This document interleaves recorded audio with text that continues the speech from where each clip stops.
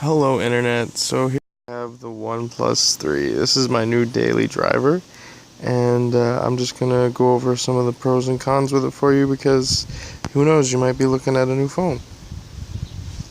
Okay, so let's start off with the size. So it's a 5.5 inch screen with I think it's like 71 millimeters thick or something.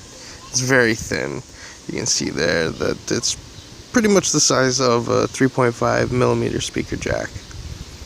Now the battery is non-removable, which is kind of a con. However, it's about 3,000 milliamps, so it's rather large battery. Also, speaking of large, there's the bump for the camera. Being that the phone is so thin, the sensor does kind of stick out a bit. There's the door for the SIM tray, and then there's the power button. So let's go over some of the specifications. It's got an 820 Snapdragon chipset running. That means that two cores run at about 2.2 gigahertz, and the other two cores run at like 1.6. And it's got 6 gigs of RAM. And the downside is, though, it's got only a 1080p screen. But the color on the 1080p screen is very nice, so, you know, there's that upside to it. Also, let's see here, really quick, you can see, I'll turn up the brightness.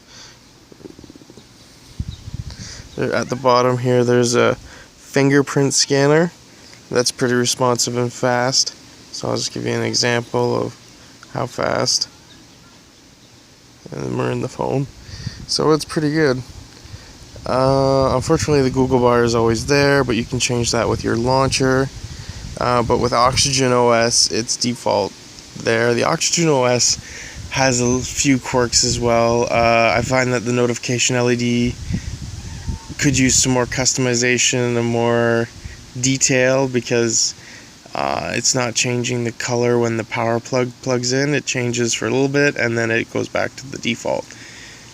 Anyway, just some little hiccups there. As far as overall performance, though, the operating system is pretty solid.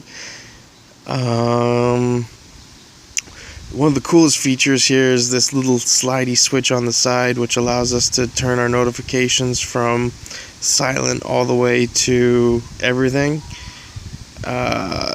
It's very handy. The software is pretty handy as well. You can set what you want to be ignored or what you want to be passed through when it's on priority mode, which is when it's in the middle between silent and everything. What else is there?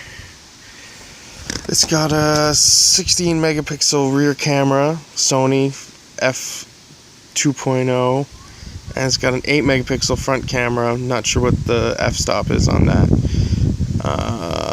Speakerphone is decent.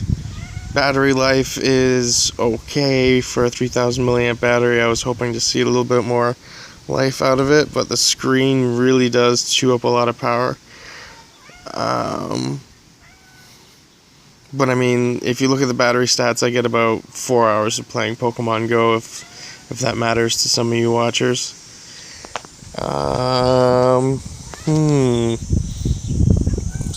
Microphone, yeah, microphone, Bluetooth. What else? Oh, if I think of anything else, I'll post another video, but that's just a quick overview of the phone. If you like it, go out and I suggest give one a try. Thanks for watching my video.